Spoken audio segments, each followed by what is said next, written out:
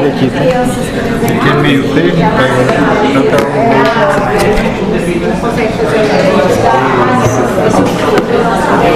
seja vascular, seja motor, meu Deus, que foi. E aí então vai ser assinados mesmo. Às vezes você que não como uma boa, porque a fisioterapia ele trabalha em máquina, né?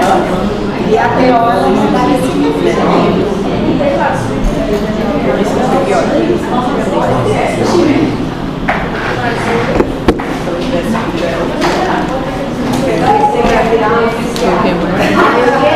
Doutora, mas depois da sua prova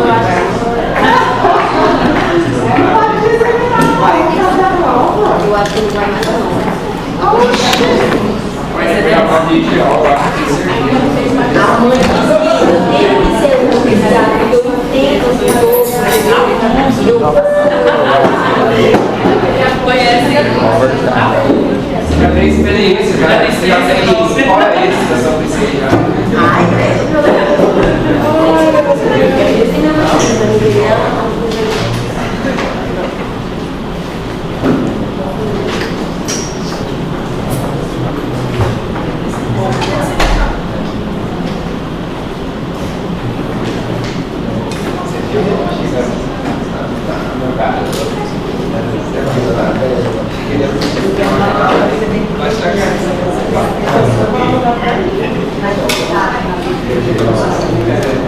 eu achei que aí a última que eu fiz do veneno, aí tá ela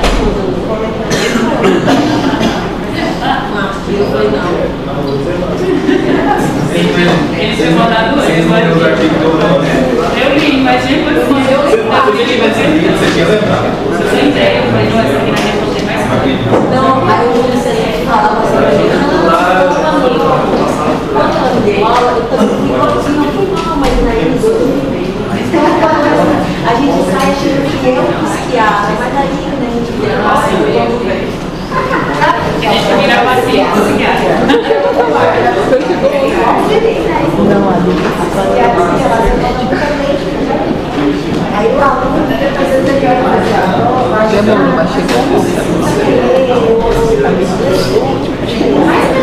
chegou a perguntar, antigamente, olha que tinha agora é o mais claro possível da sala de aula.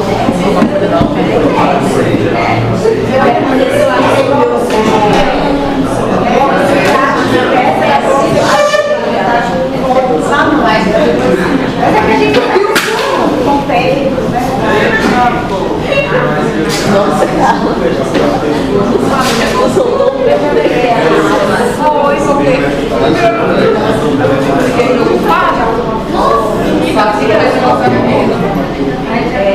aí por isso que hoje está difícil. Eu acho que é verdade.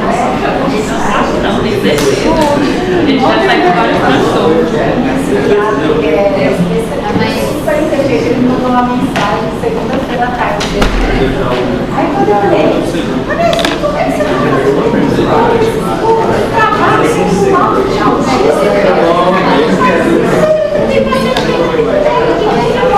e o outro ai, assim, as pessoas têm muito. E a psiquiatria, ela abre muito isso, né? É muito subjetivo, as pessoas se identificam muito. Tá difícil, né? A sociedade Na psicologia, o psicólogo tem que ter um profissional que acompanha isso. Na psiquiatria também. assim, a psiquiatria, a psicologia são áreas que se você não se cuidar, você adoece. Você tem que saber entender, né? Por isso que tem muita fã, psiquiatra é doido, psicólogo é doido. Existem dois viés aí, né? Aquele que muita gente vai fazer a especialidade porque quer se encontrar dentro da especialidade. Então, por exemplo, tem pessoa que, eu vou estudar isso, porque como eu já tenho alguma patologia disso, aí a pessoa... E é difícil, né? Porque se a pessoa já tem uma fragilidade emocional, né? E aí ela vai lidar o tempo todo com outras fragilidades, né? Então é difícil. É igual hoje, eu já acordei cedo com a direção acadêmica, igual a gente vai ter que começar aqui uma campanha institucional de bullying, igual na escola. Eu passei a tarde inteira pesquisando nas universidades. É uma coisa que eu não consigo, eu não consigo entrar na coordenação e resolver. Da hora que eu piso, da hora que eu saio, vai resolver isso. É uma coisa impressionante, você fala assim, Deus, mas isso é só a culpa do hoje. Não, pelo contrário. O primeiro ano é o que menos dá problema. Menos dá problema. Gente, você fica assim, hoje de manhã eu já estava de manhã falando com o doutor Ivanor, eu falei assim, Ivanor, o que está acontecendo na sociedade, né? E assim, me preocupa muito, porque assim, é muito mais difícil você lidar com quem sofre o bullying do que quem faz o bullying. Porque quem sofre o bullying, ele só sofre porque ele tem uma psique muito frágil. Porque se ele não estivesse nem aí, né? Mas não, ele se importa. Então, assim, vai ter um ciclo, aí vai a demanda para a coordenação. Aí você fala, beleza, fulano está ajudando o bullying, então vamos chamar os dois. Ah, não quero. Ah, mas como não quer? Entendeu? Aí vai chegando um ponto que você não tem mais o que fazer. Hoje de manhã eu liguei na direção de olha, a gente vai ter que fazer agora uma institucional. Tirar todo mundo de sala de aula, fazer terapia de sala. O que você vai fazer? E aí o aluno ainda falou que a coordenação não está bem aí para mim. Só que aí você, como coordenação, propõe. Ele não quer, ele quer o que ele quer. Entendeu? Igual, trocar de sala. Tudo menino quer trocar de sala, menino quer trocar de sala. Gente, como que você vai organizar um momento? Se todo mundo que chegar lá tiver um problema, não vai, entendeu? Então, assim, a sociedade em si, né, as pessoas estão entorpecidas, a gente vê isso em todas as instâncias. Mas isso já está acontecendo também. Hoje, no consultório psiquiátrico, a demanda, ela é só isso, gente querendo se afastar do trabalho. E quando você vai, porque o chefe falou mais alto, porque um colega do trabalho fala da roupa da pessoa, porque é umas coisas assim. Você fala. Então tipo assim, aquilo que acontecia no colégio, agora veio para a faculdade, e o que está acontecendo na faculdade já está refletindo no mercado de trabalho. E aí eu não sei, eu até falei, olha, eu falar com a doutora Paris, isso aí eu até passei para essa que a gente vai fazer, vou ligar para o professor de direito, para trazer questões de penalidades, né? Não tem, você não consegue, o que você precisa fazer mesmo, você não consegue. Ontem mesmo eu teve um caso porque assim, a pessoa ficou presa e tudo, aí quando a pessoa vai contar a histórico dela, tipo assim, você fica olhando assim, gente, isso eu tô falando. Tá muito mal, tá muito estranho. E aí a pessoa ela procura psiquiatria para quê? Para se safar daquela situação, entendeu? Para você dar uma testada de que a pessoa tem alguma situação psiquiátrica para justificar ela não ficar presa ou pagar. A pessoa vai achar tudo lá que ela diz para mim assim, que o que ela cometeu foi só uma agressão a uma outra pessoa. Ninguém que agride o outro do nada, a pessoa foi presa. Eu falei assim, ela agrediu uma pessoa e foi presa 4 dias depois. Eu falei, para conversar, gente, que tem um pingo de. Ninguém que é real primário, que não tem história, é preso assim, por agressão. A pessoa mata, atropela, mata, a pessoa dá um tiro, se ela não for pega em flagrante, ela vai presa, ela responde em verdade. Aí depois, eu acho muito popular. Aí no finalzinho você fica ali, você sabe que você não sabe o que a pessoa está falando, se é verdade ou não é, você não está com o processo judicial, você não é o juiz para julgar aquela pessoa, seu papel ali é só ser médico, né? Mas é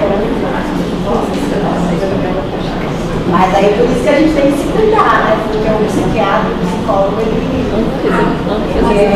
são bem pesadas, assim, a energia, e que a gente fica cansado mentalmente. Vamos lá, gente. Então eu esqueci o computador e a gente vai entrar a louça para a gente concluir aí a parte da ansiedade. Então nós falamos, né, que a nossa ansiedade, eu acabei de tratar de uma crise de ansiedade, conduzir uma crise de ansiedade de uma mocinha da veterinária. Estava aqui na escada, a minha estava mostrando. Então assim, é muito importante a gente entender que isso está relacionado aos meus medos ou também às minhas inseguranças, né? Então eu conversei ali com as amigas dela, né? E aí, o que aconteceu? Aconteceu alguma coisa com ela, né? E o que ela falou? Não, ela teve a prova, né? Ela fez uma prova, eu falei, eita, a prova foi difícil, foi ruim a prova, né?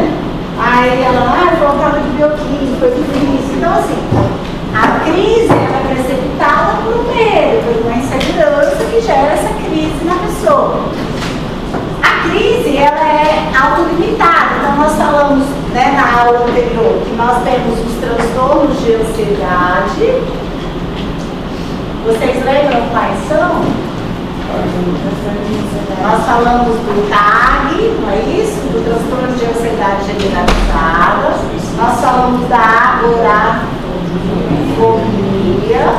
Nós falamos do transtorno de pânico, do transtorno de ansiedade específica,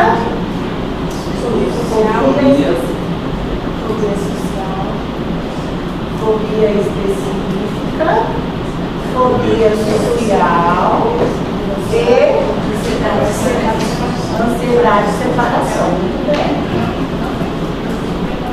Então, a gente falava na aula passada que esses tipos de ansiedade, eles são norteados, né, primariamente, o que vai me fazer lembrar em um ou em outro, antes mesmo de saber sobre o tempo e frequência, é o tipo de medo que isso aqui gera nesse paciente. Então, no TAG, nós vimos que é o quê? Preocupação, uma pessoa preocupada. A agorafobia, nós vimos que é o medo do quê? De não receber ajuda. E o pânico? Da morte. O paciente acredita que vai morrer. A fobia específica diversas, né? Vamos colocar exemplos. Elevador, borboleta.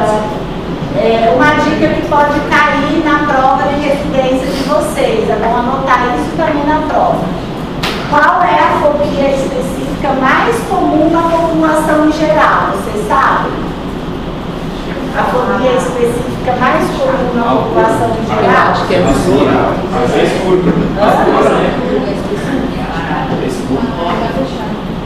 sangue e agulha. Tá? Então, é por isso que muita gente vai tirar sangue, raiva, né? Muita gente que fala, não vou ser cirurgião, a gente depois desensibiliza, tá? Então a gente até brinca, o médico que hoje trabalha junto com meu marido, quando era interno, as primeiras cirurgias desmaiavam, passava mal, mas isso sensibiliza. Isso aqui é o mais comum que a gente tem, a sangue e agulha são as mais comuns da população em geral. Principalmente homem é meio mole, sabe, gente? Não desculpe isso. Homem é assim, tô gritando, tô morrendo. Então assim, gente, eu queria ver um homem menstruado com cólica. Eu acho que eles... e eu sei impactos para tudo. A fobia social, que a gente viu, né, que é a exposição social, e a ansiedade de separação, que o próprio nome já fala de separar da figura, né, da figura de referência, né? Mais correto. Essa daqui, ela é o que a gente chama da infância e adolescência, né? Essa fobia. Bem, independente disso aqui, nós vimos então que os sintomas que a gente vai falar, ele tem que estar com o tempo presente. E aí eu já dei um visuzinho para vocês. Que todas essas aqui, ó, todas essas, exceto essa, elas têm que se apresentar os sintomas associados ao medo específico, ele tem que se apresentar igual ou maior que 6 meses. Igual ou maior que 6 meses. A única que é menos é o pânico, que é igual ou maior a 1 mês. Tá? Bem, diante disso, quais são os sintomas que o paciente, de forma geral, ele vai apresentar? Quais são os sintomas que a ansiedade gera em um paciente? Então vamos lá, são muitos, né? Taquicardia, o que mais? Suor frio, tem alternância de temperatura, então o paciente sente que o corpo fica quente, quente, quente, depois frio, frio, frio, né? Então, alteração de temperatura, o que mais? Dispneia, parestesias, o que mais? O que mais, gente? Piloereção.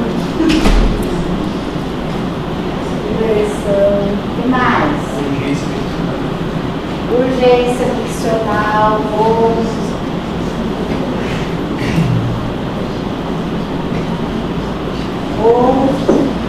ou fecal também, né? Miccional fecal. O que mais? Náusea. Epigastralgia.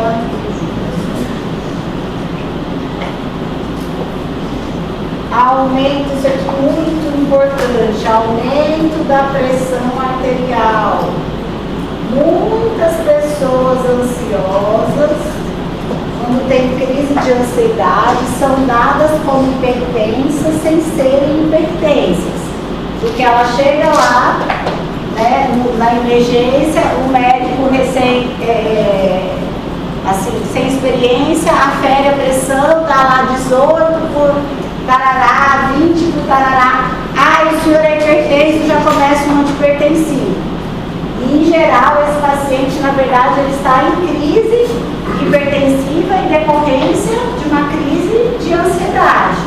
Então, por isso que a emergência não é o melhor lugar para a gente fazer esse tipo de diagnóstico, né? Por isso que a pressão arterial, a gente tem que sempre fazer mapa, acompanhamento desse paciente.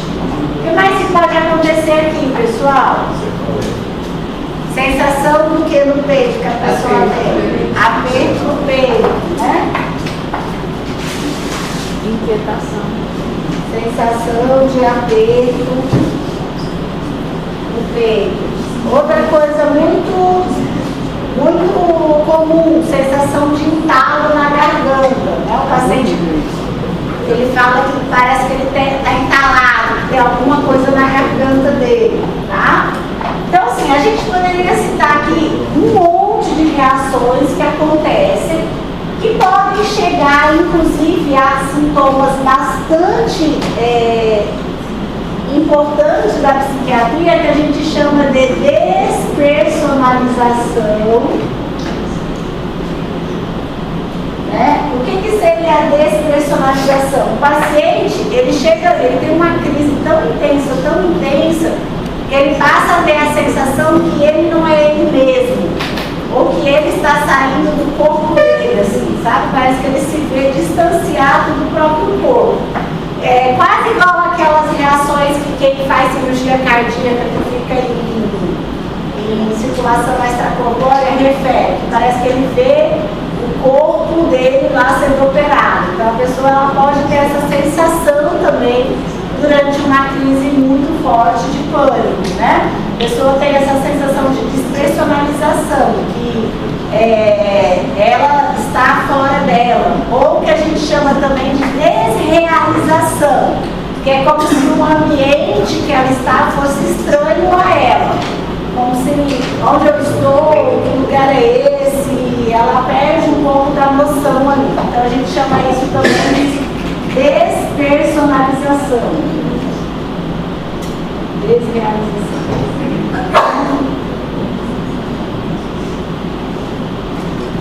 Tá? Então, um paciente ele pode chegar a níveis muito intensos de ansiedade, gerando então já impactos, né, maiores na sua psique.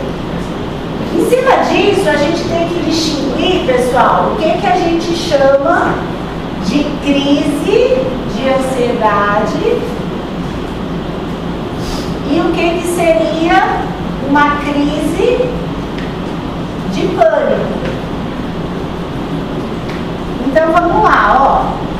A crise de ansiedade é algo que acontece em geral em diversas intensidades, desde intensidades leves, como a gente comentou assim, você está aí, está mais ansioso porque não foi tão bem na prova de psiquiatria, parece que você está andando meio flutuando, a cabeça meio zonza, meio nauseado, mas não é algo que te tira da sua rotina, né? Você consegue ainda ir superando. Então, assim, você está tendo crises de ansiedade, mas crises mais brandas e menos, talvez até frequentes, mas brandas.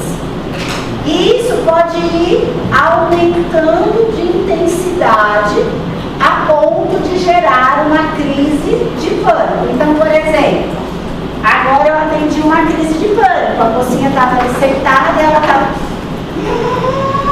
ela não saía do lugar, né? Tipo, 3 vezes. Vamos levantar. Isso é uma crise de pânico. Porque quem está com essa reação, ela já está aqui, ó. Ela já está vindo para isso aqui. E ela estava crente, depois ela falou quando melhorou, que ela ia o quê? Sensação de morte, né? Que é o que faz alguém ter a crise de pânico. O que eu quero dizer com isso? Se essa menina tivesse sentada ali na escada, alguém, professora, aí eu chegasse lá, oi, bom dia, ela, ai, eu tô ansiosa, aí eu, não, mas tá tudo bem, vamos conversar, você tá bem? Não, toma essa água, não, tudo bem, que eu tô muito ansiosa. Isso aqui é uma crise de pânico? Não, mas isso é uma crise de ansiedade. Eu vou fazer a prova, igual às vezes você tem que fazer a prova, já pega a prova. Mas você tá conseguindo ler a prova, né? Mas você tá. Começa a dar uns faniquitos, aquele suador, aquela dorzinha de barriga, querendo ir toda hora no banheiro. Mas isso é o quê? Crise de ansiedade. Agora, se você tá lá com a prova, fazendo a prova, aí daqui a pouco. E aí, né? O professor tem que intervir porque você começa a ter uma crise franca ali.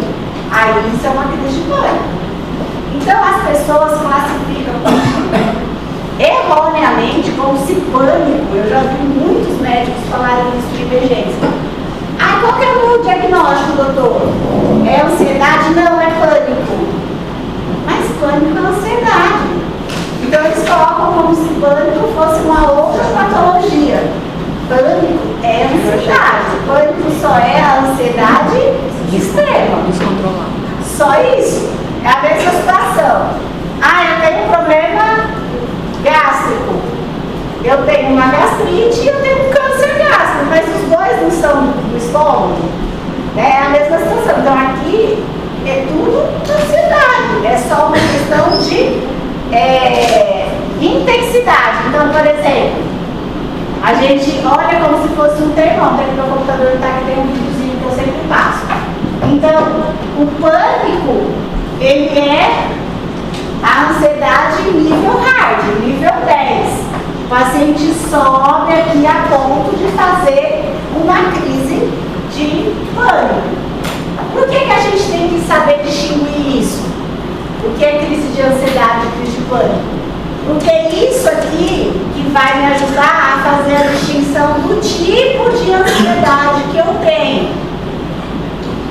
Então, por exemplo, eu só vou dizer que alguém tem transtorno de pânico quando essa pessoa está apresentando mais de duas crises de pânico semanalmente por mais de 4 semanas.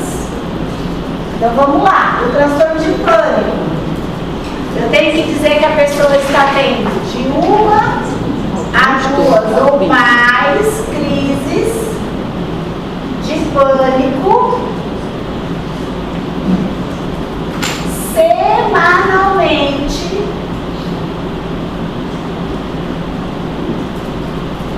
semanalmente por maior ou igual 1 mês. Então vamos lá. Prestem atenção aqui comigo. Até tinha colocado alguns casos clínicos para a gente fazer hoje. Vamos lá, ó. Eu falo com o Ricardo me procura para uma consulta e ele diz para mim: olha, doutora, faz 2 semanas que eu estou tendo umas crises muito intensas que está me fazendo ir para emergência. Eu chego lá na emergência, eu acho que vou morrer. Eu estou dirigindo, eu paro o carro, peço socorro, porque eu acho que eu vou morrer. Aí eu pergunto para o Ricardo: há quanto tempo isso está acontecendo? Aí o Ricardo fala para mim: olha, é a 2ª semana que isso está acontecendo. Eu já tive 3 crises semana passada e essa semana eu já tive 2 crises. Qual é o diagnóstico que eu vou dar para o Ricardo na emergência? Crise de pânico. Crise de pânico. Não tem ainda critérios para dizer que ele tem transtorno de pânico. O que ele está tendo são crises de pânico.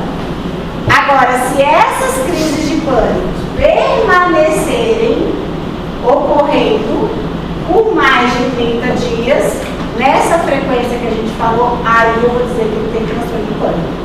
Vocês entenderam, gente? Isso aí muita gente erra na prova, tá? Então, até 1 mês, se ele estiver tendo 2 crises ou mais semanalmente, é crise. Passou de mês, por exemplo, se ele chega para ficar 2 meses tendo transtorno. Aí, até menos. Incapacita. Agora digamos assim, se ele te fala que está tendo crises de pânico há 2 meses, e aí você pergunta assim, que frequência? Ele, eu tenho 1 a cada 8 dias, 1 a cada 15 dias. Ele entra como transtorno de pânico? Não, porque ele não preenche o critério semanal. Então, por isso que a gente fala, tem que ter, que foi o que errou. Vocês erraram, a maioria erraram na última questão da prova. Os critérios. Tem que encaixar dentro do critério. Né? Então, assim, o critério ele é claro. Se eu não me encaixo aqui dentro dessa frequência semanal e posteriormente da frequência mensal, associada a pelo menos aqui 9 sintomas de ansiedade, né? Que tem que estar, outra coisa, o paciente tem que ter medo da morte. Esse é outro critério sine qua non. Sempre que eu vou colocar isso daqui dentro de uma projeção de diagnóstico, eu tenho que ter o foco principal. Ok? Todo mundo entendeu isso aqui, gente? Sensação de morte. Vocês precisam entender que eu vou explicar o tratamento agora e o tratamento deve entender isso aqui. Sensação de morte para transtorno de pânico. Sim, a sensação de morte, ela é quando o paciente tem uma crise extrema. Não é só no transtorno de pânico, porque eu posso ter uma crise de pânico, eu também tenho sensação de morte, mas ainda não ser um transtorno. Professora, se a minha crise de ansiedade, se a minha crise de pânico é uma crise de ansiedade, como que eu vou saber que aquela crise de ansiedade que aquele paciente está tendo naquele momento é uma ansiedade extrema, a ponto de eu ter certeza que é uma crise de pânico e não uma crise de ansiedade em si? Porque ela desfuncionaliza. O paciente ele fica disfuncional. Igual eu falei ali, a menina, alguém vai socorrer ela. Ela desfuncionaliza. Quem está em crise de pânico, ele trava, pode ser vários. Tem gente que cai no chão, tem gente que paralisa. Igual essa mocinha ali, ela tá. Né? Então assim, eu fui colocar o copo de água na mão dela, ela não pegava. Né? Aí a gente teve que levantar ela, deitar, acalmar, pôr água na boca dela. Então assim, isso aqui ele é disfuncional, né? O corpo dele é disfuncional, o paciente ele não tem controle sobre ele, né? Como se ele tivesse uma cisão momentânea psíquica, tá? Tem paciente que se automedica, como que eu vou ter que desmedicar ele, ou você toma remédio sozinho, você para de tomar tentar fechar o diagnóstico. Eu extrapolo e acho. Não, para a própria crise de pânico, por exemplo. Ele vai lá, pesquisa na internet, nós vamos lá um SRS, outro sítio. Aí ele diminui as crises. Mas ele está perpétuo ali, diminui a crise por causa do remédio que ele está tomando. Aí é uma coisa que a gente já não vai ter condições de, por exemplo, você não tem como diagnosticar um pânico se o paciente está sob uso de medicação e você não viu ele antes disso, ou pelo menos tem que saber a história antes disso, entendeu? Aí não tem como. Mesmo que ele tenha tipo sensação de dor, não posso classificar. Se ele estiver tão medicado. Não, veja só, se ele conseguir te referir, por exemplo, olha, hoje me automedico, mas antes de me automedicar, eu tinha critérios, ele consegue determinar critérios que ele se encaixa dentro de um transtorno de pânico. Aí você pode fazer, não tem problema. O problema a grande dificuldade da psiquiatria é essa, porque tudo depende do histórico do paciente. Aí, assim, tem pacientes que ele vai conseguir te trazer esse histórico. É por isso que hoje está todo mundo virando autista, todo mundo virando TDAH. Por quê?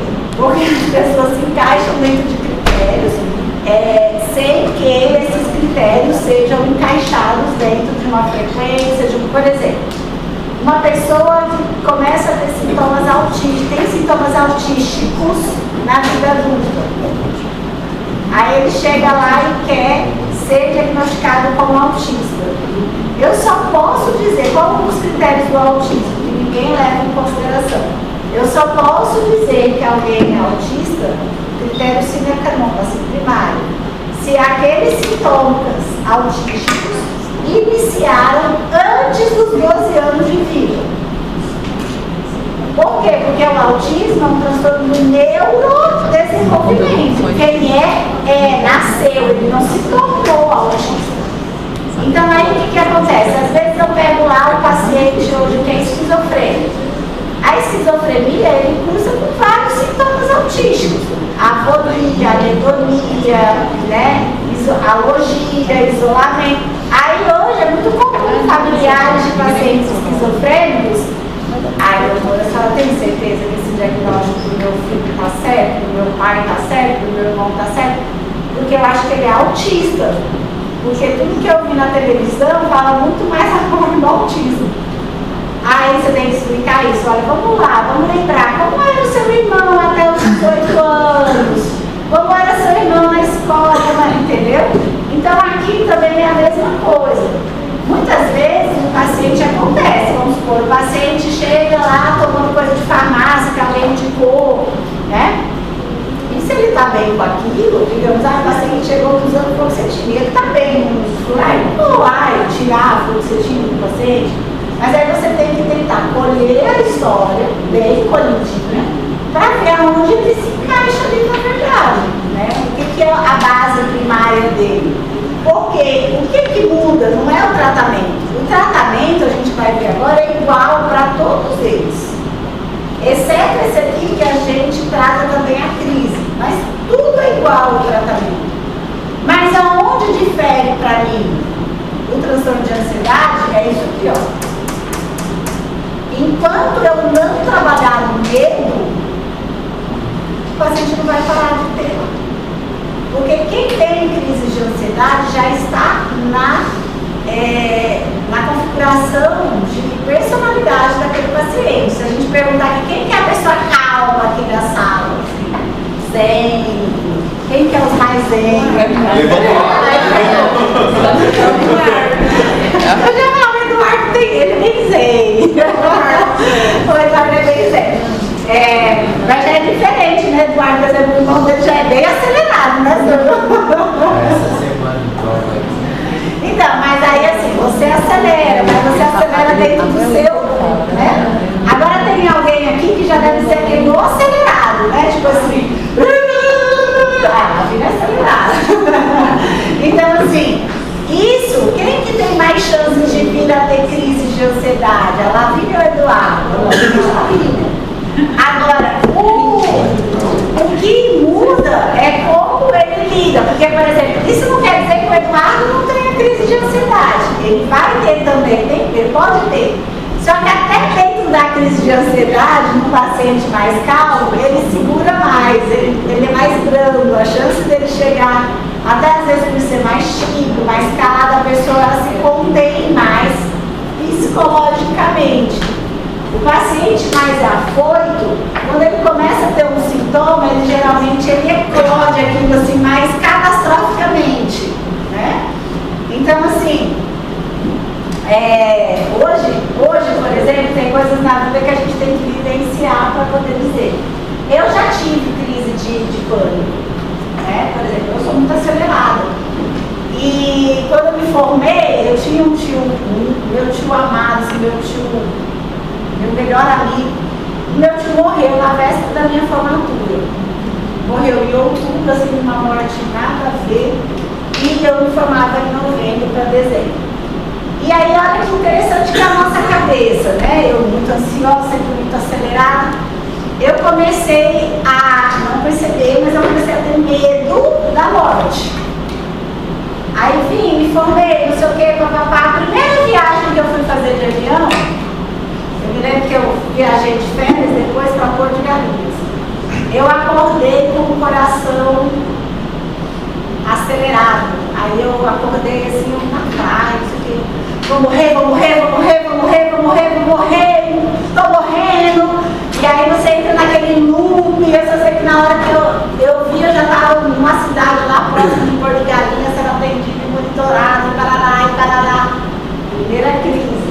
Passado um tempo, aí eu fui de Porto de Galinhas para Ribeirão. Quando cheguei no aeroporto, morrendo, de ambulância para o hospital, né? E aí a última foi, não, isso eu ainda não tive, estava próximo de formar. A última que eu tive foi em Montenegro. Eu tive essa sequência, tipo, na praia, depois aí eu cheguei aqui em Porto Velho, eu tinha passado no seletivo antigamente para ir para Montenegro, que todo mundo queria, você vê como que muda, né? Hoje os alunos não querem ir para Montenegro, né? Fazem botim.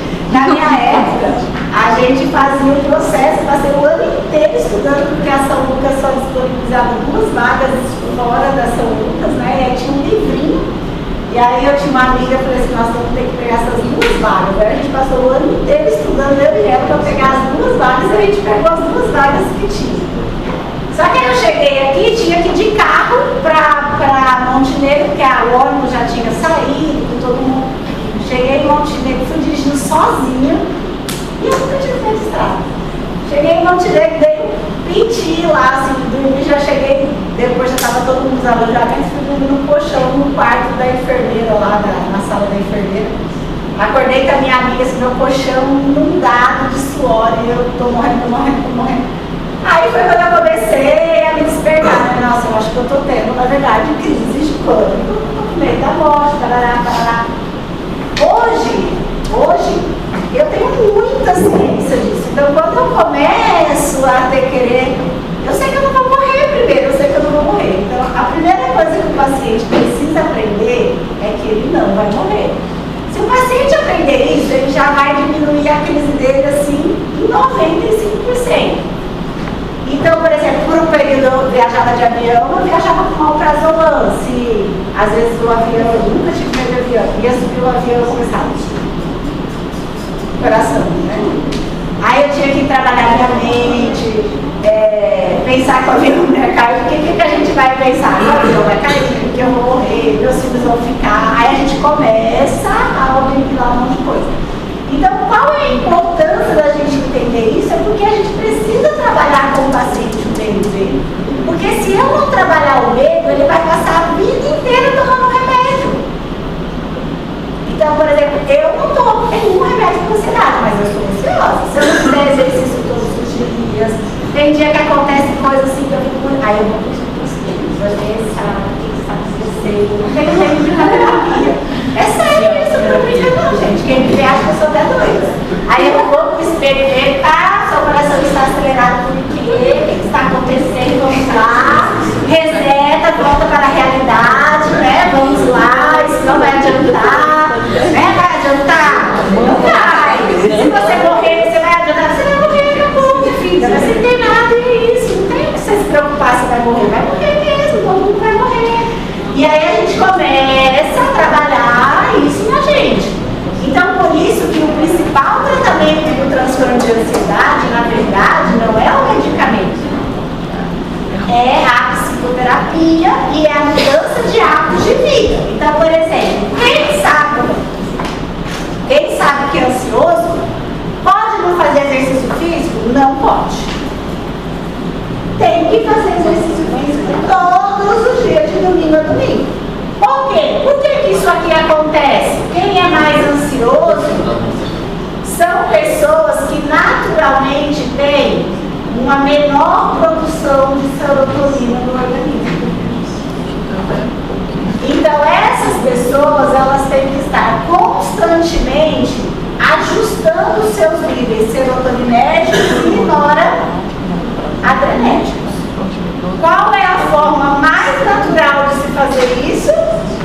Exercício físico. Então, 20 minutos de exercício físico, 20 minutos de exercício físico intenso, né? Aquele falando da vida de todo mundo, né? Conversando, andando. Aí eu caminho todo dia, assim. Isso não, né? O que difere uma atividade física de um exercício físico?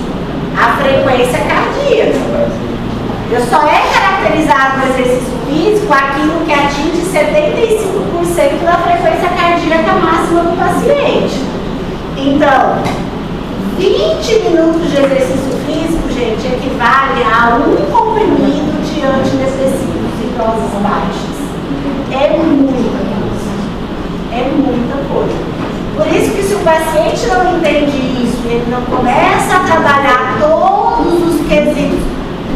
Tem aquele que mesmo fazendo exercício, que mesmo trabalhando a psicoterapia, ele ainda vai ser ansioso? Tem, porque aí é da pessoa, tá? E aí ele é um paciente que tem muita dificuldade em sair do remédio. Mas esse paciente, ele tem alta? Lógico.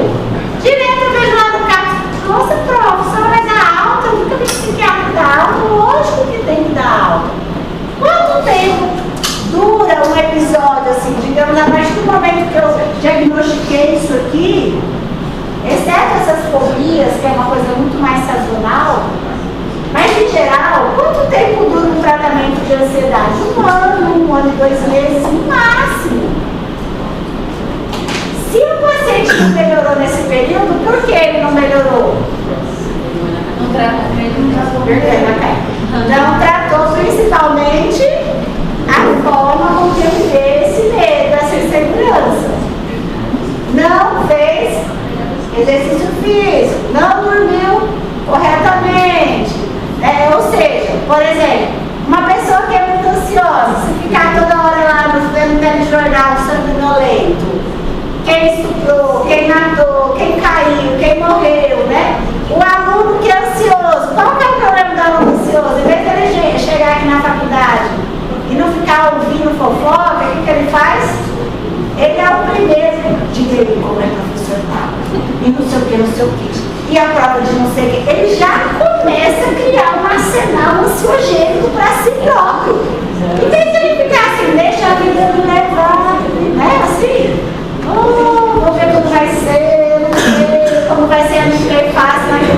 tratamento com aquele professor.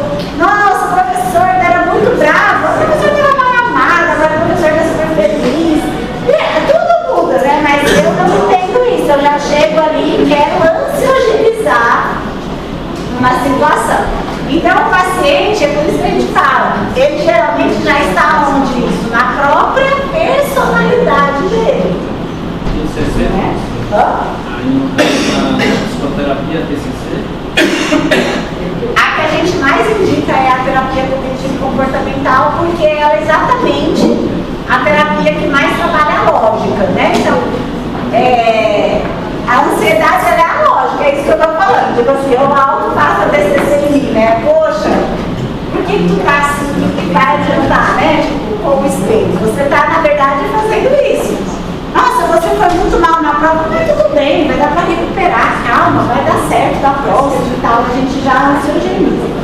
Então, vamos falar do tratamento aqui, ó. Eu posso apagar aqui um pouquinho? Professor, pode chegar alguma coisa ligada sobre isso? Sim, pode alucinar. Na verdade, assim, qual que é, em geral, o próximo passo do ansioso? O próximo passo do ansioso, essa ansiedade aqui, gente, geralmente quando ela é muito intensa, para onde esse grupo migra? Ele migra para cá, ó. A primeira migração daquilo que não se resolve aqui é aqui, ó. Toque, tricotilomania,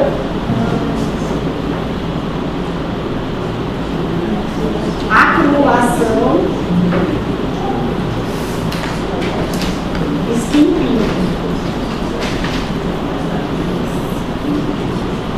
Para frente pode começar essas coisas aí, tá? O paciente extremamente ansioso, quando ele não consegue resolver a ansiedade dele, ele tem uma tendência a vir para cá. É o paciente que começa o quê? Eu estou ansioso, estou assistindo TV, eu começo a fazer o quê? A sobrancelha. Cílios. Braço. Né? Ou eu começo a escoriar a pele. Escorei a pele. Larga a pele. Escorei. Coisa até sangrar, né? Tipo, sangrar, ficar puxando as perninhas da perna, da unha. Ou ele começa a fazer o quê? Toque, que pode ser do tipo obsessivo ou do tipo compulsivo, ou dos dois. Então, exemplo, eu sou extremamente ansioso, eu quero ser o aluno perfeito, eu quero tirar 10, eu não vou ser o aluno que tira 10 sempre, porque eu sei que eu começo assim. Vou estudar. Ah não, mas para eu estudar tem que estar tudo. Ah não, se eu não estudar assim, eu não vou tirar 10 na prova, não.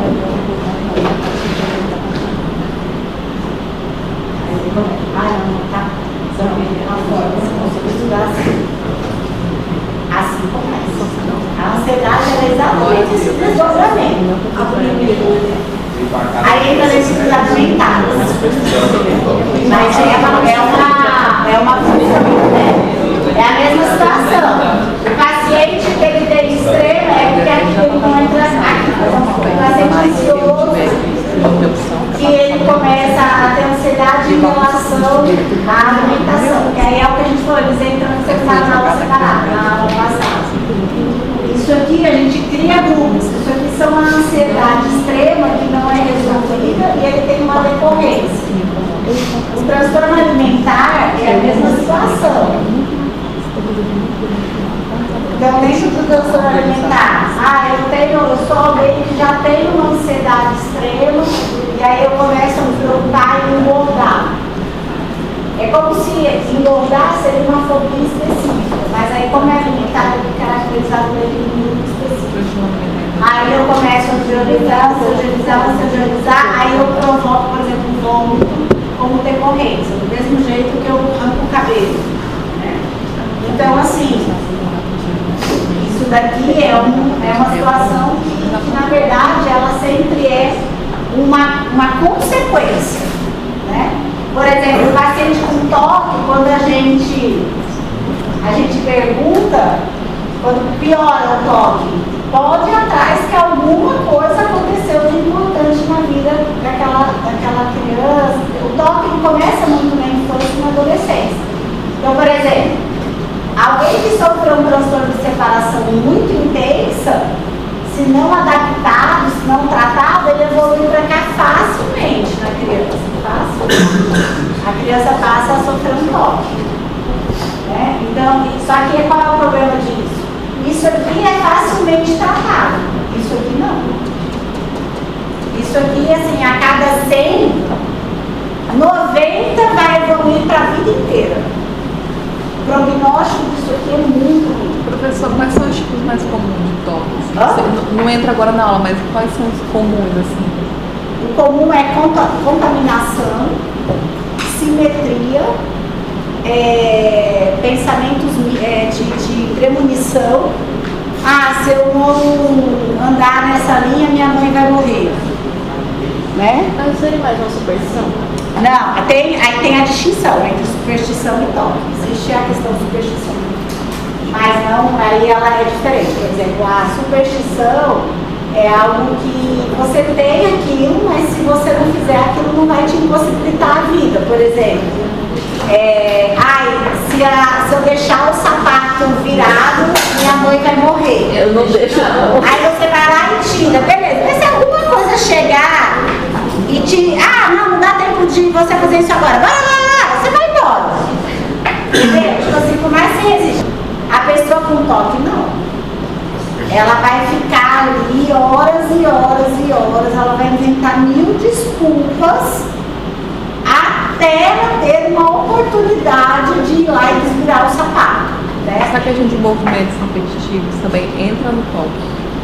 É porque eu tenho toque, o toque ele pode ter pensamentos obsessivos e compulsivos. Então, assim, exemplo, se eu não virar o sapato, a minha mãe vai morrer. É um pensamento, né? Um pensamento intrusivo. Aí, digamos que a pessoa, por algum motivo, ela não consegue resolver aquilo. Com o passar do tempo, ela ocorre um mecanismo de compensação. Então, ela faz assim: eu não posso desvirar o sapato, mas se eu der 3 pulinhos, a minha mãe vai morrer. Entende? Então, todas as vezes que ela estiver diante daquilo,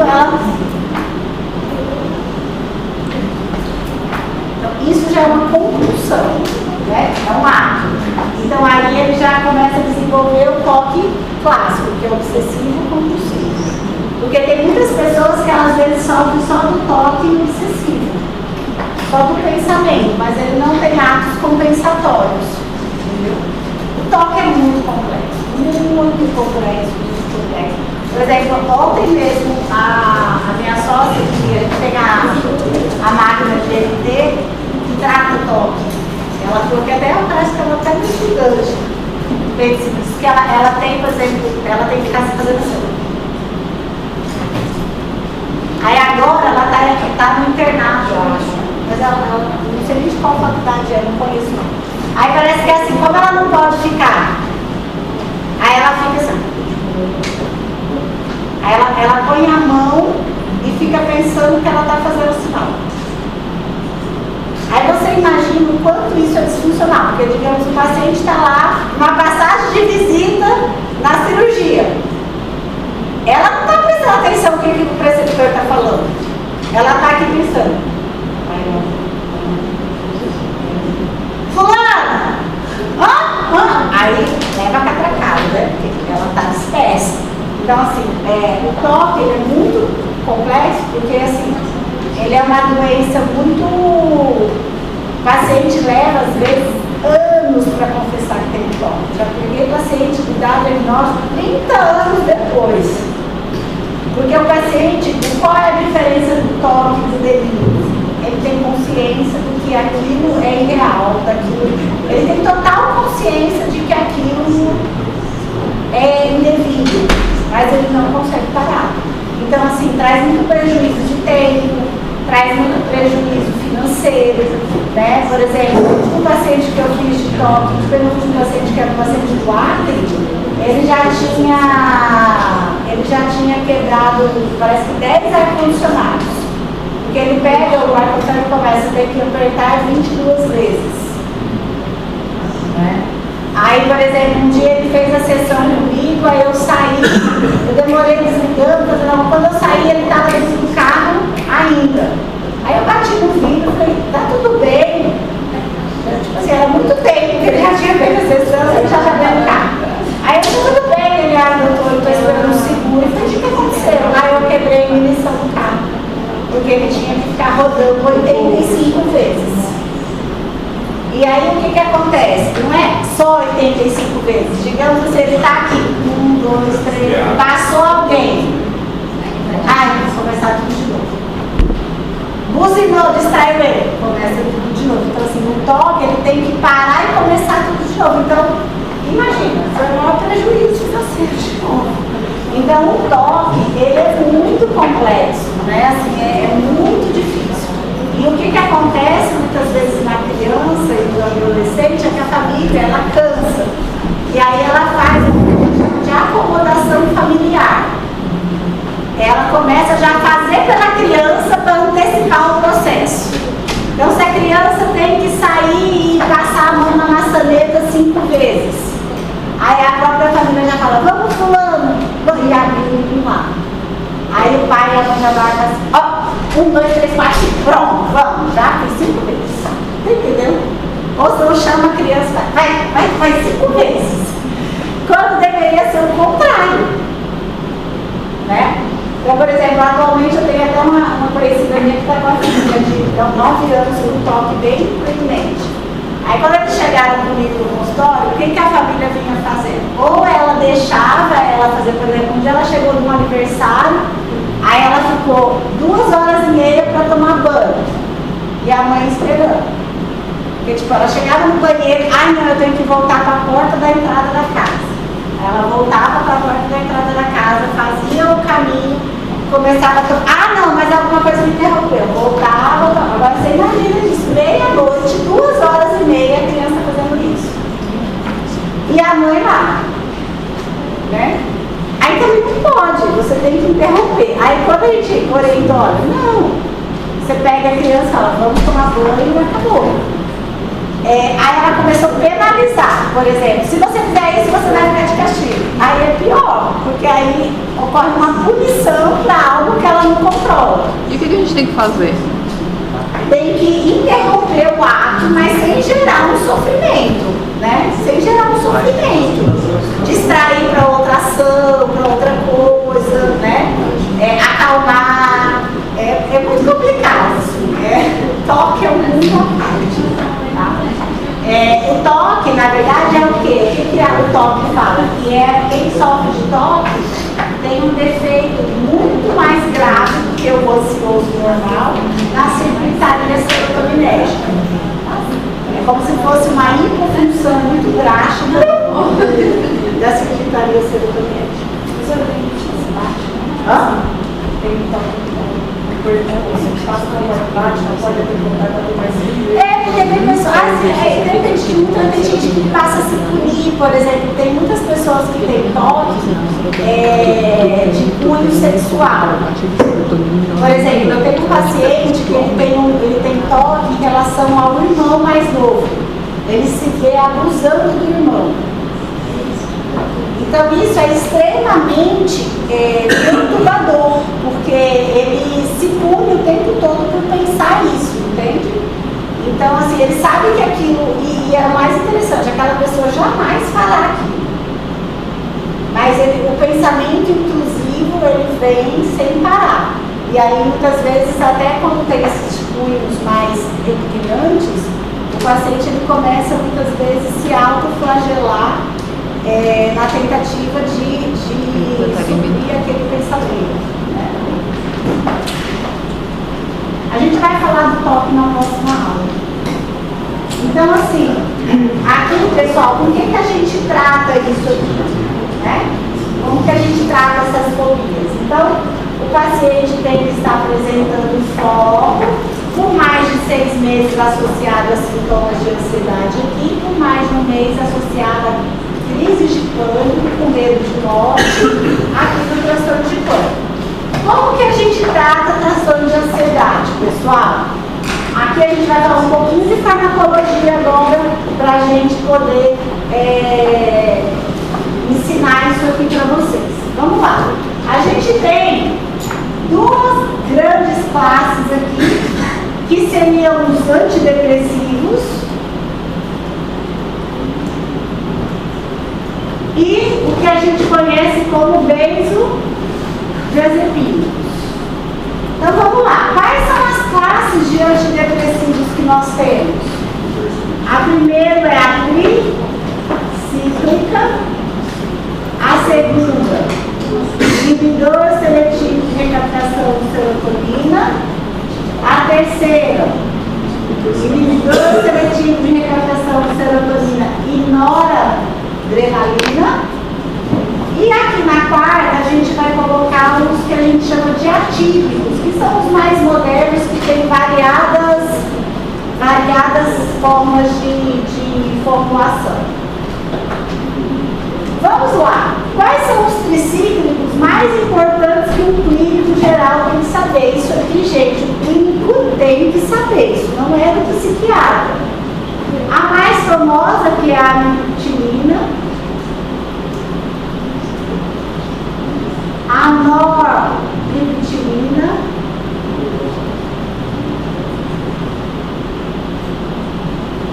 e a clomipramina. Sabendo dessas três, já está de bom tamanho, né? Que são as principais. Tem a desmipramina, tem algumas outras que já são muito mais assim, do cunho do especialista mesmo. Mas essa daqui, ela é de cunho geral. A gente vai ver que isso vai ser usado não só na psiquiatria, mas em outras áreas também. Então, por exemplo, o aluno tem que saber o nome e tem que saber quais são as apresentações. A amitriptilina a gente tem de 10 miligramas, de 25 miligramas e de 75 miligramas. Dose máxima recomendada, 150 miligramas dia. Tá? Nortriptilina, geralmente a gente tem ela de 25 miligramas e 50 miligramas. Dose máxima também, 150 miligramas dia. A clomipramina, a gente tem a clomipramina de 10, de 25, ela é igual a amitriptilina, de 75. E a dose máxima também é parecida. Gente, o que vocês precisam entender da tricíclica? Quando a gente pensa, quando a gente estudou os antipsicóticos, o que a gente falava para vocês? Olha o que aquilo vai atuar, em que vai atuar, qual neurotransmissor vai atuar. Então, a classe tricíclica, ela atua em dois neurotransmissores. Ela atua em serotonina e noradrenalina. Tá? Ela atua sobre esses dois neurotransmissores.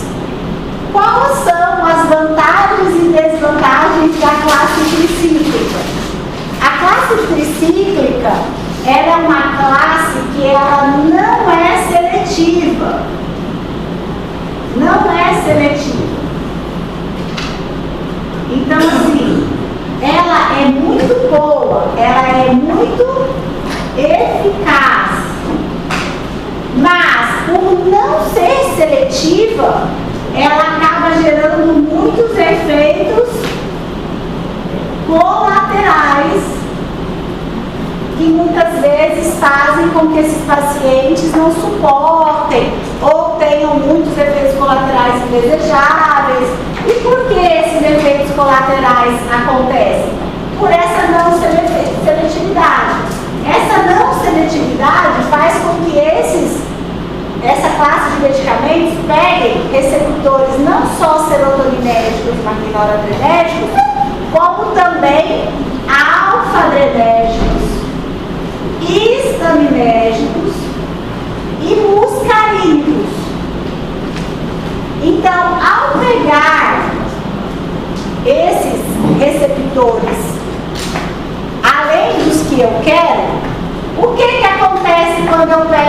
exemplo, muito receptores alfa-adrenérgicos. Citem aí para mim, você já tem esse conhecimento. O que acontece? Arritmia, aumento de pressão arterial, o que mais? Aumento de intervalo QT, né? Então, assim, histaminérgicos, excesso de sedação, hipotensão, receptores muscarínicos, ganho de peso, diminuição de libido, prejuízo eretivo,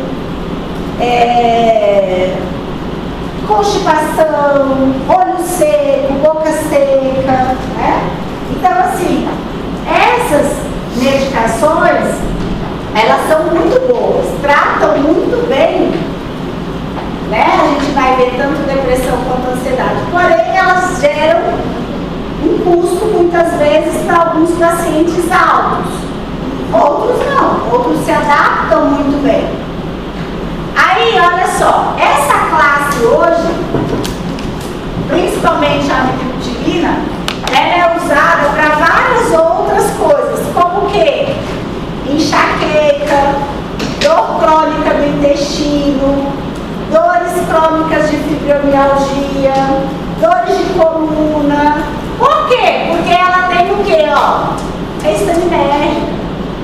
Ela é usada para pacientes que têm insônia. Por quê? Porque é sedativa. Então vocês vão ver que muitas vezes os tricíclicos, os medicamentos tricíclicos, eles são usados em grande escala por várias especialidades, objetivando usar daquelas drogas os seus efeitos colaterais como tratamento de determinadas doenças. Então é muito engraçado, às vezes o paciente vai lá no psiquiatra tratar uma ansiedade, aí você fala assim, eu vou te passar uma amitriptilina. Meu Deus! O paciente já faz um auê porque o psiquiatra está passando um antidepressivo. Aí o paciente vai no neuro. Doutora, eu tô com uma crise de enxaqueca, aí o neuro pega e passa 10 miligramas de amitriptilina. Ele nem questiona, ele nem sabe que é um antidepressivo. Ele vai para casa todo feliz, toma o remédio ad eterno. Aí um dia ele chega lá no psiquiatra, a gente vai avaliar. Porém, a dose, por exemplo, um paciente que é, por exemplo, um TAG. Esses tricíclicos aqui, eles só passam a ter função dentro da psiquiatria, tanto para a ansiedade quanto para a depressão, a partir de 50 miligramas de qualquer um deles. Tem que estar no mínimo em 50. Então, digamos que o médico deu lá para ele 10 miligramas de amitriptilina para tratar a enxaqueca. Só que ele é um paciente que está tendo enxaqueca à custa do TAG. Aí ele melhora parcialmente, mas não melhora. Aí chega um ponto que o neuro fala assim, não, vamos procurar um psiquiatra. Aí quando ele chega lá comigo, eu falo assim, você toma alguma medicação? Não, eu tomo para enxaqueca. Qual para enxaqueca? Amitriptilina. Aí eu falo, então você já está com... Não, antidepressivo. Não, eu estou usando um para enxaqueca. Aí eu falo, não, mas esse para enxaqueca é um antidepressivo. Não acredito. Não acredito, eu nunca soube que isso era um antidepressivo. Aí, digamos, a gente teria duas opções. Né? Pela lógica, se ele já está usando isso aqui, era muito mais fácil fazer o quê? Aumentar para 50, concorda? E aí eu trataria as duas coisas, beleza. Mas o que acontece aqui? Pode ser que essa pessoa aqui, ela seja uma jovem, que não quer engordar de jeito nenhum, que tem, né, é estudante, não pode ficar muito sedada. Então, às vezes, eu colocar 10 miligramas para ela, que ela não sentiu muito, mas na hora que eu subir para cá, vai ficar incompatível com a realidade dela. Aí eu tenho que fazer o quê? Mudar podendo optar por uma outra aqui, como uma fluoxetina, um escitalopram, uma sertralina. Eu posso até, se quiser, manter isso aqui, mas entendendo que eu estou usando aquilo como uma questão sedativa, mas que isso não vai tratar isso. Vocês entenderam isso aqui, gente? Por isso que o clínico precisa entender isso daqui. Porque vocês vão manejar a triptilina toda hora na vida de vocês, de médico. Outra vantagem dessa medicação aqui, que ainda se encontra muito, né, é que elas são encontradas no SUS. Então vocês vão ver lá nos postinhos de saúde que o que a gente mais tem são, muitas vezes, os tricíclicos, tá? Na próxima aula eu vou mostrar uma tabela que eu acho que fica mais fácil, mas já adiantando algumas coisas que caem em prova de residência para clínico geral sobre tricíclicos, já anotem isso nos cadernos de vocês.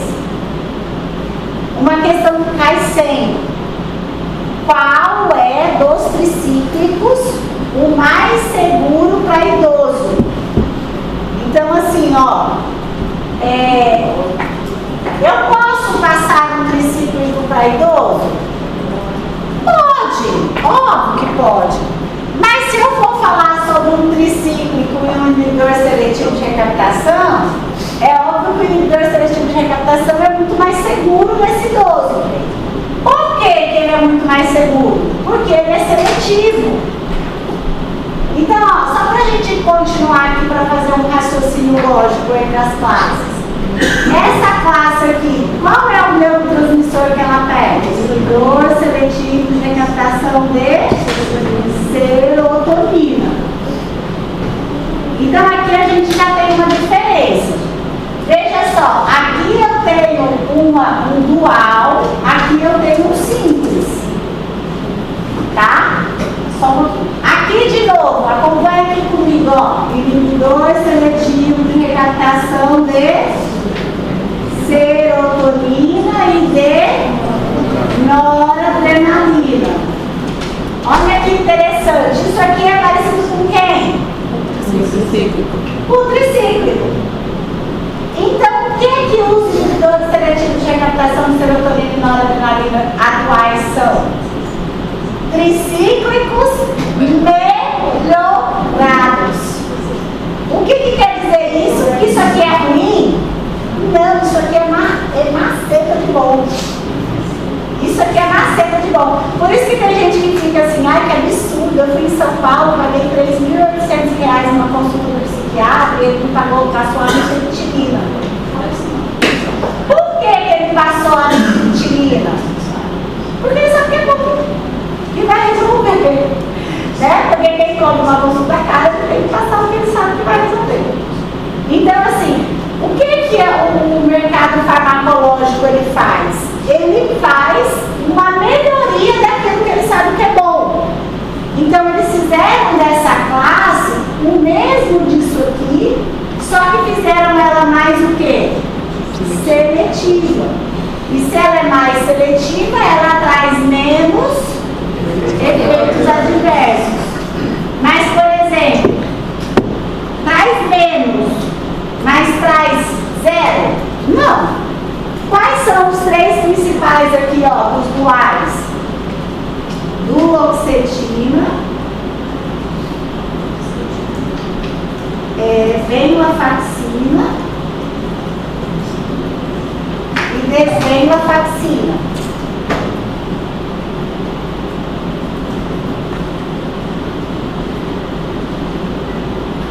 Tá? Quem são os inibidores seletivos de recaptação de serotonina? Vamos lá. Fluoxetina, fluvoxamina, sertralina, paroxetina, citalopram e escitalopram. Então aqui nós temos 6, né? Aqui nós temos 3. Então veja só, dessas chama de atípicos. Dentro dos atípicos, a gente terá vários tipos de antidepressivos que pegam receptores diferentes e de formas diferentes. Um exemplo deles é, por exemplo, os que pegam dopamina. Quem é o antidepressivo que pega principalmente dopamina? O propiona. O propiona. Não dá, a gente vai falar. Aí aqui a gente tem, por exemplo, a bupropiona, a gente tem a trazodona, que a gente vai falar, a mirtazapina, a vortioxetina e a mais nova, que acabou de sair no mercado há uma semana, que é a vilazidona. Eu tô doida atrás do paciente para vilazidona. Ô, professora, Estão colocando você de contar. professora, esse talopram? Esse talopram. É por isso que não pode confundir. Tem médico que não sabe que citalopram é uma coisa e esse talopram é outra coisa. Por isso que é muito importante o médico clínico geral saber disso. E quem mais prescreve isso aqui, ó, é o clínico geral. O postinho de saúde é só o que falta. Todos esses atípicos atuam na dopamina ou é só isso? Não, só a bupropiona. É que esses aqui são atuam diferentes, eles pegam receptores multimodais. Por exemplo, esses dois aqui, a vortioxetina e a trazodona, que a trazodona saiu com o nome AIME, A-Y-M-E, AIME, acabou de ser lançado. Esse aqui eu conheci ele agora no último congresso de neurociência que eu fui em julho, ele tinha sido lançado e agora chegou aqui. Esse aqui, eles são multimodais, eles pegam vários receptores serotoninérgicos e noradrenérgicos ao mesmo tempo. Professora, o que tem escrito ali embaixo da fluoxetina? Lá em cima. Aí. Sertralina. Não, é cima. Fluvoxamina? Não. Aqui? Flu, F-L-U-V-O. Fluvoxamina. Fluvoxamina. Então, olha só.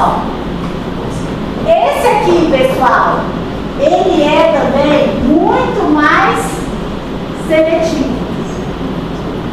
Então, o que eu quero dizer aqui para vocês? É igual a mesma lógica que a gente estudou os antipsicóticos. Quanto mais seletivo a droga é, menos efeitos colaterais e mais eficaz ela se torna. Então, por exemplo, anotem isso no caderno de vocês. Lembra que eu falei? Se caiu lá na prova de residência, qual é o antipsicótico de primeira escolha, o primeiro surto psicótico, qual é? Isso, parabéns, eu orgulho de vocês. A mesma coisa cai, gente, olha, antidepressivo está caindo cada dia mais nas provas de residência. Nas últimas provas de 4 anos para cá, pelo menos 4 questões das provas têm sido de psiquiatria e têm sido de antidepressivos. Então, olha só, paciente, virgem de tratamento, né, paciente que nunca usou um antidepressivo, a priori, qual é a classe que eu penso imediatamente para esse paciente? Inibidor seletivo de recaptação de serotonina. Hoje, o ideal seríamos olhar os antidepressivos igual a gente olha um antibiótico, por exemplo. O que aconteceu com os antibióticos e ainda acontece? Muitas vezes o médico ele prescreve lá uma vancomicina para tratar uma erisipela que ele trataria com uma cefalexina. Ou seja, eu saí de uma droga simples, né? Eu saí de uma droga simples para atacar uma droga muito mais complexa e de repente lá na frente, quando esse paciente tiver uma infecção de alta complexidade, aquela vancomicina não vai atuar atuar plenamente dele. Por quê? Porque ele já se tornou sensível àquele antibiótico. Isso é uma coisa que tem acontecido na psiquiatria. Quando o paciente chega para a gente, o paciente já usou tudo errado, tudo na hora errada, tudo com a dose errada e pelo tempo errado. E o paciente vai fazendo uma sensibilização, nós estamos falando de neurotransmissores. Qual é o principal processo do sistema nervoso central? Se chama o quê? Neuroplasticidade. Então eu posso tomar um antidepressivo 30 dias e parar. Por quê? Eu vou sensibilizar esses receptores e parar. Aí eu entro com outra droga. Sensibilizo o receptor e paro. Na hora que esse paciente tiver uma doença grave da psiquiatria, ele não responde a nada.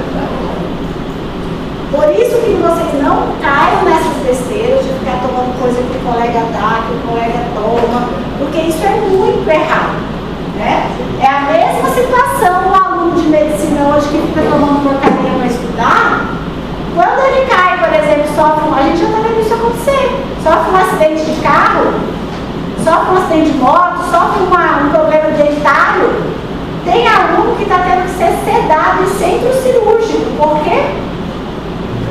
Não pega a sedação, porque ele ficou tomando a porcaria de Ritalina, de Venvanse, de forma indiscriminada. As pessoas não entendem que isso tem... Gente, é cérebro. É cérebro. Né? Por exemplo, eu trato o paciente dependente de cocaína dando o que para ele? Ritalina. Porque a sensação que eu tenho quando eu uso a Ritalina é a mesma que eu tenho quando eu uso uma cocaína. Então, muitos pacientes meus que são usuários de cocaína, quando está em tratamento, a gente coloca a Ritalina de horário para eles. Tem pacientes que usam 4, 5 comprimidos de Ritalina todo dia. Né? Então, a gente esquece disso daí, isso é perigoso. Então, aqui, ó, é a mesma situação. Professora, qual que é o do idoso que você falou? Do idoso eu vou falar agora, é a nota tipo. Vou explicar. Então, assim, quando a gente fala disso, a classe, todas que estão aí na lousa, gente, a mais simples, a de molécula mais simples, é aquela que pega mais objetivamente a serotonina. Então, a classe inibidora seletiva de recaptação, aí vai do bisu para a vida. Essa classe é a classe de entrada.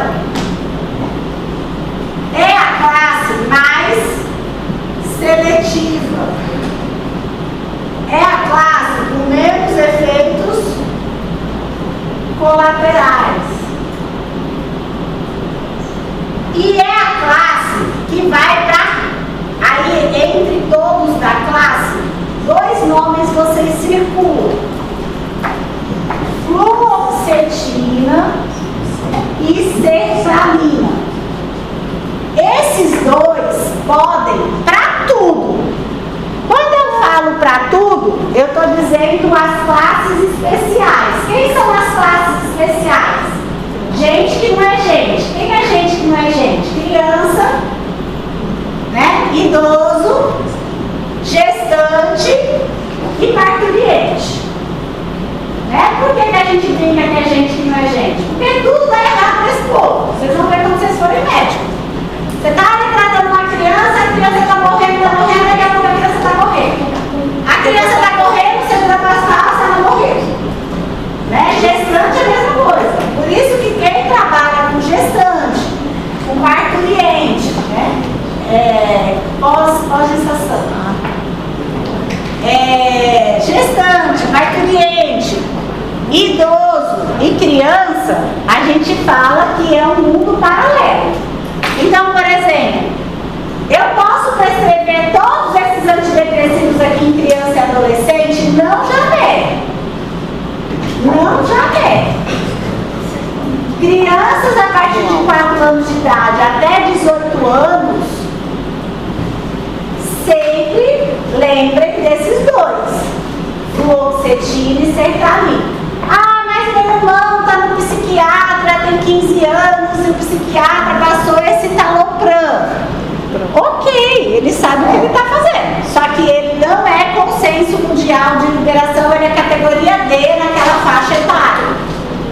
Aí ele sabe o que ele está fazendo. Você, vise no clínico geral, que está lá no postinho, se você passar o tal do citalopram para um menino de 15 anos, ele ter qualquer coisa que às vezes nem tem nada a ver com esse citalopram, ele pegar a bula, a primeira coisa que a família vai fazer é pegar a bula, e ele vai ler lá na bula que está escrito que não pode para menores de 18 anos, você está, vai responder processo.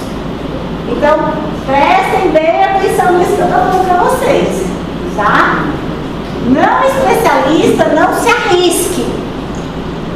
Não se arrisque, tá? Então, criança, isso cai na prova de residência. Criança, idoso, Criança até quanto? gestante, Criança até quanto? até 18. De 4 a 18. Geralmente não se recomenda antidepressivos abaixo de 4 anos. E vamos colocar aqui lactênis, né? Lactênis. Eu digo fluoxetina e sertralina, criança a partir de qual idade?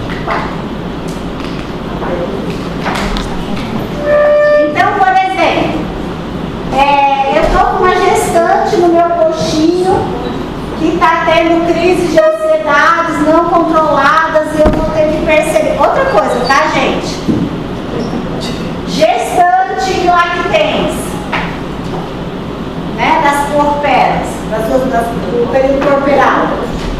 Doutora, eu estou usando fluoxetina, passa no leite? Passa.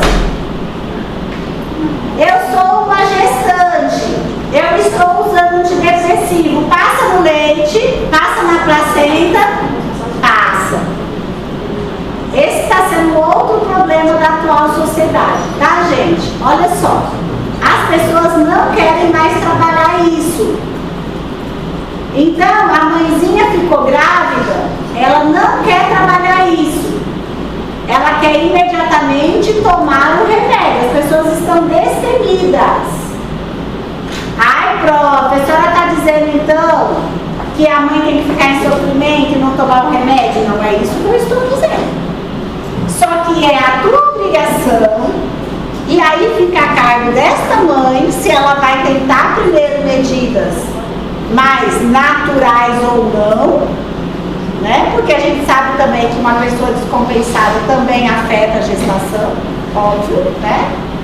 Mas, gente, tem pessoas que ela não quer tentar nada. Ela não quer tentar tomar uma camomila, ela não quer tentar se separar do marido problemático, ela não quer tentar fazer um exercício, tentar uma higiene de sono, ela quer um remédio. Só que aí o que os estudos estão mostrando? Um monte de aumento de doenças do neurodesenvolvimento, dentre elas o autismo, e uma das causas que se estudam com forte evidência, mães que usaram antidepressivos na gestação. Então, a gente está dizendo aqui, ó, pode, mas quando é estritamente necessário. Vocês vão estudar aí na GEO agora, por exemplo, gestante pode ficar tomando dipirona toda hora? Não pode, gente, não pode ficar tomando nada. Quem dirá um negócio desse aqui? Só que hoje a coisa está tão banalizada, que o povo tudo agora é não pode. Pode se for extremamente necessário. Então, sempre que vocês estiverem diante dessas mãezinhas, é importante você falar o quê? Mãezinha, vamos tentar entender o que está acontecendo, quais são os seus medos, quais são os seus inseguranças. Vamos tentar uns 30 dias aí através de terapia, não é sair medicando. A mesma coisa a mãezinha que está amamentando. O bebê vai receber 100% do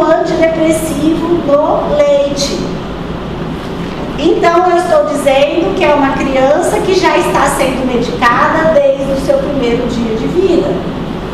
Aí você imagina, por que isso aqui, por exemplo, não pode? Se eu estou falando que uma amitriptilina, por exemplo, é sedativa, e a mãezinha está amamentando, como é que fica a criança? Capotada o tempo todo.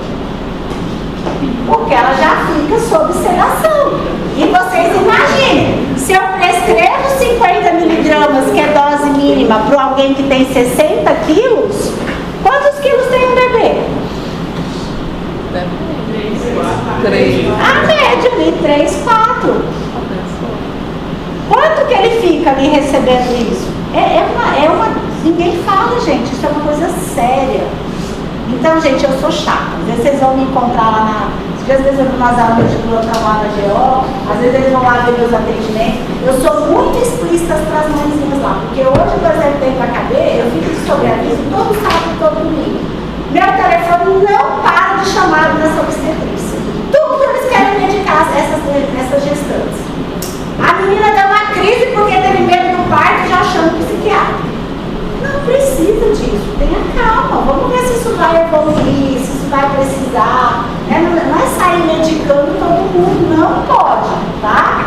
Então assim, esse grupo aqui, idoso, por que idoso precisa ser uma droga seletiva? Idoso geralmente, além das funções que já estão prejudicadas, hepática, renal e tudo mais, ele tem também, geralmente, é raro a gente encontrar um idoso que não é o quê? Polimedicado.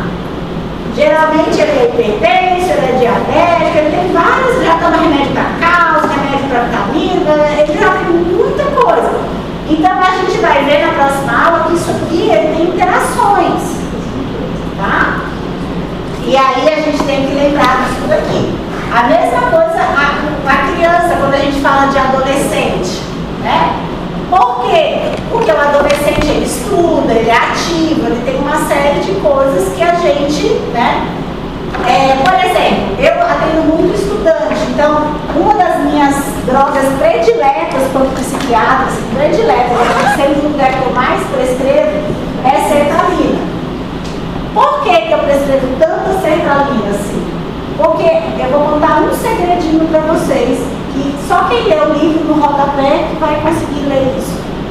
A dopamina, a serotonina, os inibidores seletivos de serotonina, né? Apesar do nome falar que eles pegam só a serotonina, a sertralina desses 6 aqui é a única que ela tem um segredinho de recaptar junto dopamina. E a gente sabe que dopamina é um neurotransmissor que melhora os níveis de concentração. Mas se eu dou dopamina isolada, a dopamina ela é o quê? Excitatória. Então se eu dou dopamina para alguém, como vocês ficam lá quando tomam a Ritalina? Excitado, né? Tremendo, nervoso, né? Por quê? Porque ela é excitatória. Então eu não vou tratar transtorno de ansiedade com dopamina, pelo óbvio. Mas como ela tem esse segredinho de pegar um braço pequeno da dopamina, fica uma composição muito legal. O que eu mais ouço dos meus pacientes que usam sertralina é o quê? Nossa, a minha concentração melhorou. Por 2 motivos. Porque ele melhorou da ansiedade e porque ele pegou um pouquinho de dopamina junto, que dá uma leveza nessa questão da concentração. Então, a sertralina, ela é muito neutra, são poucos os pacientes que têm efeitos colaterais com ela, né? Geralmente as pessoas se adaptam muito bem. Ela também ajuda bastante na irritabilidade, né? Pessoas mais irritáveis, ela dá uma acalmada, né? Agora, os efeitos colaterais mais comuns, olha para você ver o que é o bom e o que é o ruim. Qual é o efeito colateral mais comum que eu ouço da sertralina, que muitas vezes, principalmente mulher, faz ela assim, ó, dor de cabeça. Por que dá dor de cabeça? Porque pega dopamina.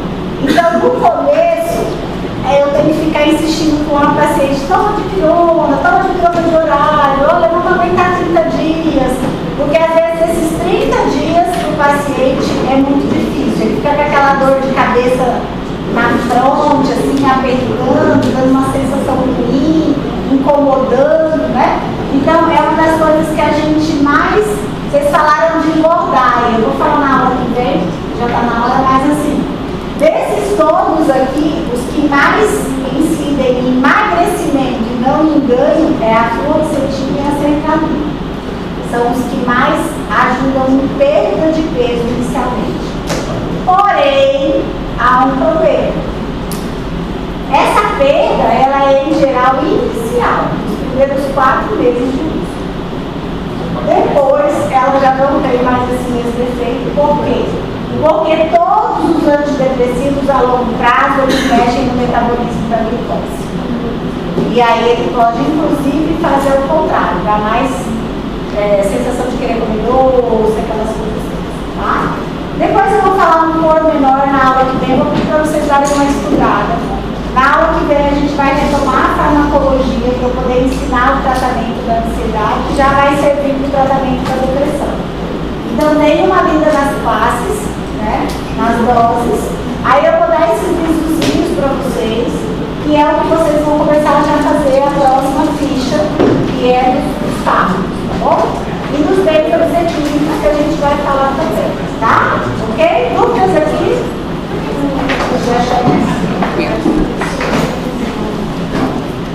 Professora, fluoxetina e sertralina, beleza. E o restante a gente considera ainda mais? Não. No desses... Não vai usar muito, eu vou ensinar. Nessa classe? Não. Nossa, esse citalopram para você tinha é tudo bem. Tudo bem que passa. Essa classe aqui hoje, ó, ela é totalmente da clínica médica. Totalmente. Igual metformina, amlodipina, captopril.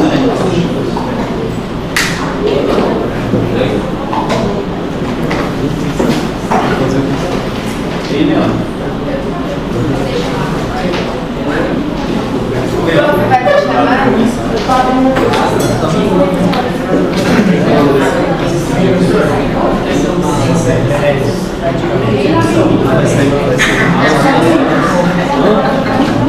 Então, eu vou explicar.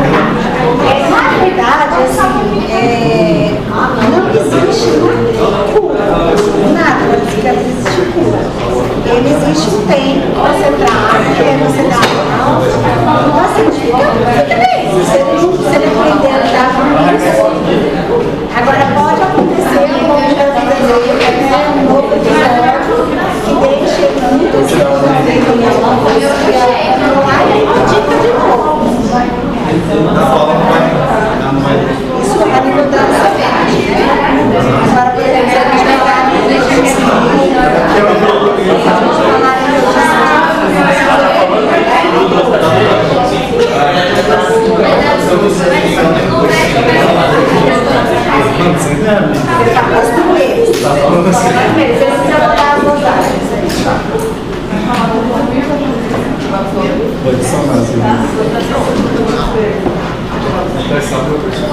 Agora, por exemplo, a gente vai dar a nível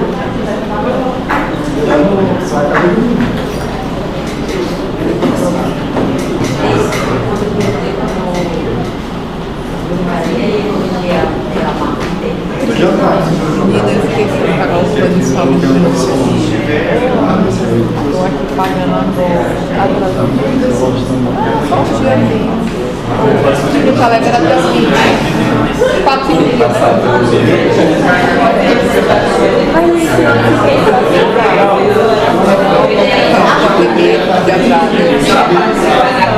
Você nem fez, Gente, eu queria ver com vocês a questão dos horários de vocês, e eu queria dividir a turma em alguns grupos para a gente ir ao HB, na aula psiquiátrica.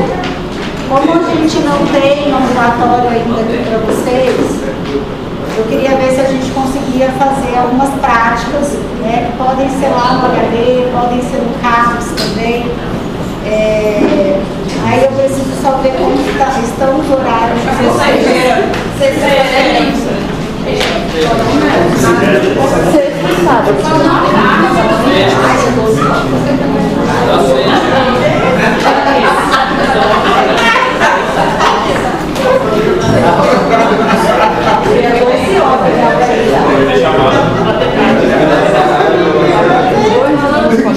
Por exemplo, a sexta-feira, eu coloco meu dia aqui na coordenação, às sextas-feiras à tarde, porque assim, lá no HD, o ideal seria a gente ir à tarde, ou de manhã vocês têm todos os dias aula, né?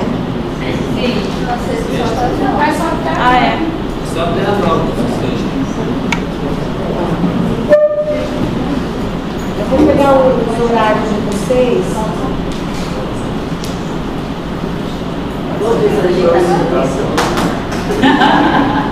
Já vou dobrar.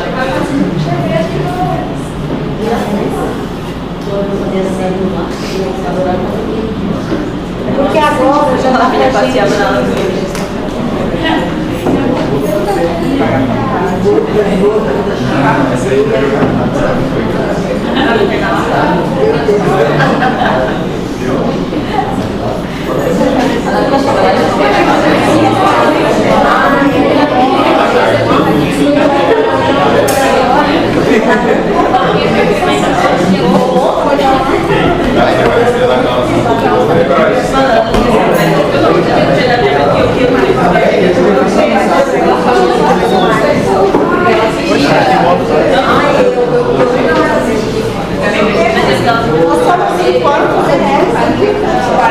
Não é 40 alguma coisa. Amanda Braga, Amanda Nove, Presente. Beatriz,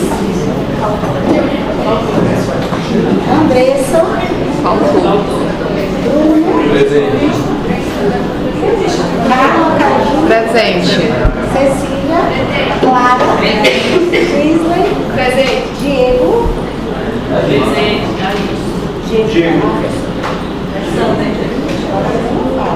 Eduardo, Elber, Manuel, Fernanda, Flávio, Gabriela,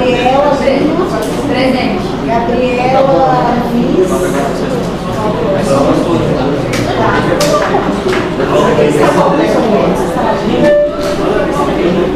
Mas ela tá morando.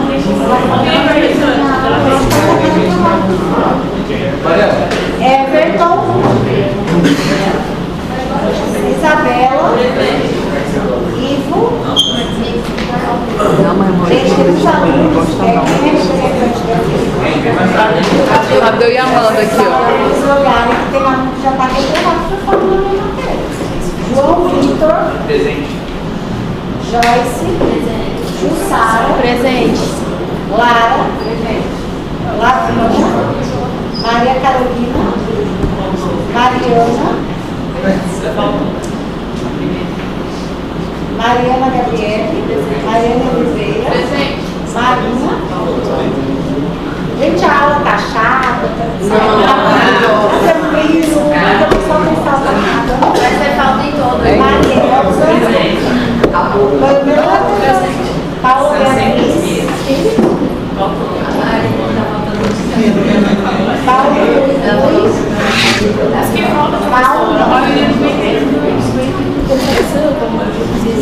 Sou eu não que sou aprovada. Então sou eu que sou aprovada. Ô Diego. Diego. Fofocou muito aqui, Carla? Foquei não.